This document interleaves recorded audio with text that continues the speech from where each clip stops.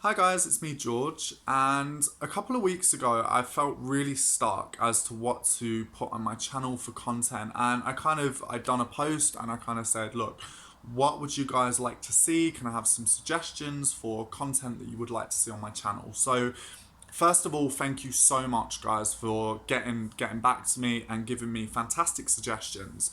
Um, there is one topic that's kind of won me over, but it doesn't mean that those suggestions put on there aren't going to happen in the future, because they are. There are going to be a lot of suggestions that you guys have put on there. So thank you all, because they were all fantastic suggestions. I'm really thankful for you guys getting back to me. So the question that stuck out for me was, what are your favourite grimoires? And for me, it's something that really drew me because admittedly I am a little bit of a grimoire geek sometimes. Not a geek, I don't know everything about grimoires and I don't pretend to, but I do like reading old literature and I do like reading old spell books, because for me a lot of the times I like to find origins of things, so it's something that I find really interesting. I also find that from a lot of grimoires that were used or had influence on cunning folk, for me,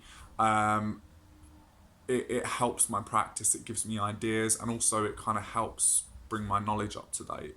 So the first book I'm going to speak about is Albertus Magnus' Egyptian Secrets, or White and Black Art for Man or Beast. So this book was in Cologne in the 18th century. That's when it come about, and Cologne's in Germany. And this book had a massive influence on the Pennsylvanian Dutch Brouwkerij tradition, also known as powwowing, which had a big influence on the spell book Long Lost Friend by John George Homan. I think it's John George Homan. Just make sure I've got that name right. Sorry, John, if I've got it wrong. Yes, John George Hoffman, sorry, in 1820. It's called Powwows, a Long Lost Friend. So it had a lot of influence on this, and I ended up basically, because I'm a weirdo, I started to write out Egyptian Secrets, Albertus Magnus, and this is kind of something that I've written a little bit of it out, not all of it, but day by day I do it. I really enjoy writing. Now this book, for me, this grimoire, Albertus Magnus, Egyptian Secrets, which isn't to be mixed up with the Book of Secrets of Albertus Magnus, which talks about the virtues of plants, herbs, stones, minerals, things like that, and that had quite an influence on cunning folk practice. And it isn't to be confused with that, because they're completely different dates. This is 18th century, whereas the Book of Secrets is much older than that. So it's not to be confused with that, but it's when it talks about Egyptian secrets, what it actually means is Romany gypsy people. There are spells in this book that for me, in terms of a grimoire, come the closest to cunning folk practice. It has wart charming in it, cattle charming, protecting and preserving against witchcraft, protecting against the bed goblin. It's got an invocation there, expelling the bed goblin, that talks about, you can't come back unless you've counted every star in the sky and counted every leaf on every tree. And it for me, there is something about the book that just, it feels juicy. There's a lot of stuff, like, for me, I read this book and I get a lot of inspiration. It was also used by an expat cunning man as well in London, who had a charm taken from this book. So this it has had influence, and the spells in this book are just juicy. Some of them are how to, compel a thief to confess, or to compel a thief to return stolen property, to beat a witch if a witch has sent forth the evil eye or any maleficia towards you.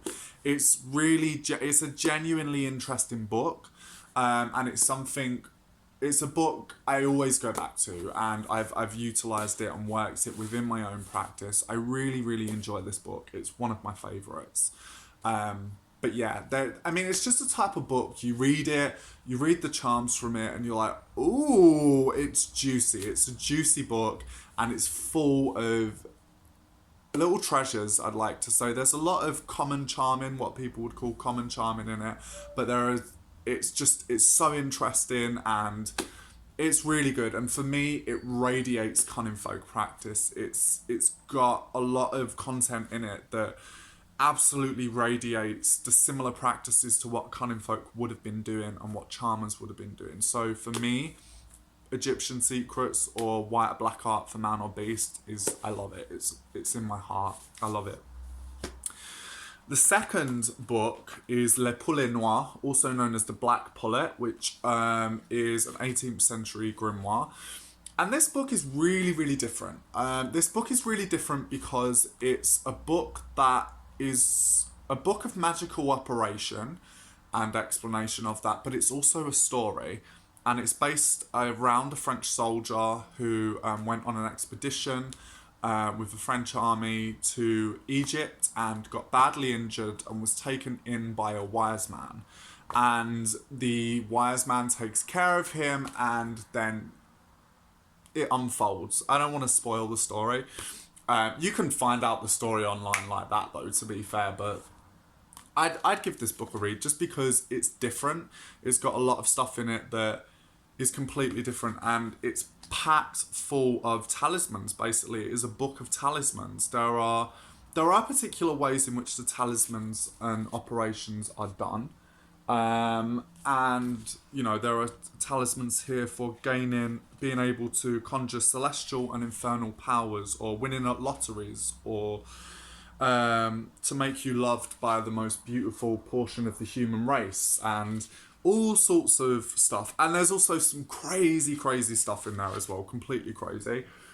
But it's also instructions for how to create a black hen that lays golden eggs.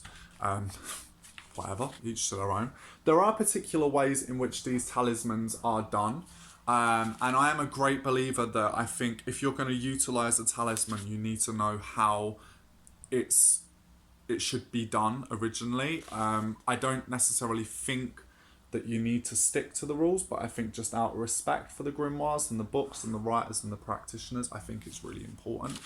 However, I'd be lying if I said I haven't seen people exercise these talismans in a non-traditional way, and I'd be lying saying that they haven't been successful because I've seen them work. So I've seen people utilize them, and I've utilized them as well, and they work fine. They work fine for me. So I don't think there's any reason why you can't do it your own way, but I think it's super important to know the actual proper way that they're meant to be done. There is also talk in here about familiar spirits as well, and the wise man, the man that takes care of the French soldier, he kind of talks a bit on familiar spirits, and that's super interesting as well. But it's different from any other grimoire I've read in the fact that it is a story. It is more of a storybook, but also has magical operations in, and it gets crazy, it gets mad. I read it when I was slightly drunk, and at one point I had to put it down, and I was like, right, I need to come back to that because I haven't got a fucking clue what's going on, because there was all sorts of craziness happening. But it's a really good book. I really enjoy this book. I have a deep love for like talismanic magic. When you see a lot of seals and things like that in grimoires, I'm like a magpie. I'm like, oh, I have a weird thing. I also really enjoy the Seals of Solomon as well, the Keys of Solomon, in terms of the seals of the Pentacles of Solomon and utilizing them. Not to be confused with the Goetia, the Lesser Keys of Solomon, because that's not really my bag, but each to their own. A lot of grimoires I tend to like things that I know I can utilize in a folk magical way. So for me, Egyptian Secrets is just folk magic, and I really, really enjoy that. And I also really enjoy this because actually the instructions for this, some of them, depending on what you're wanting to do, are quite simplistic. There are some instructions in here that are just kind of defy and defeat physics. But most of the ways in which it's to be done, it seems pretty simplistic. But when there are grimoires that are really, really ceremonial for me, I can read them and I can be like, oh, okay, that's interesting. But a lot of the time for me, if it's too ceremonial, I just switch off and it's the thing I can't help. But yeah, I hope this video helps. Over and out, and happy Monday, guys. Peace.